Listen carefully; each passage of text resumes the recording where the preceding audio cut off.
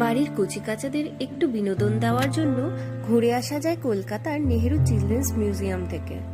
বিভিন্ন দেশ থেকে আনা 400-র বেশি পুতুল দিয়ে সাজানো এই মিউজিয়ামটি। পুতুল ছাড়াও আছে রামায়ণ মহাভারতের বিভিন্ন প্রেক্ষাপটের ক্লে মডেল, 350-র কাছাকাছি গণেশের বিভিন্ন রকম মূর্তি ও নানা রকম খেলনা গাড়ি। একবেলার এই ট্যুরের সাথে দেখে নেওয়া যেতে পারে সেন্ট পলস ক্যাথেড্রাল ও বিড়লা তারামণ্ডলও।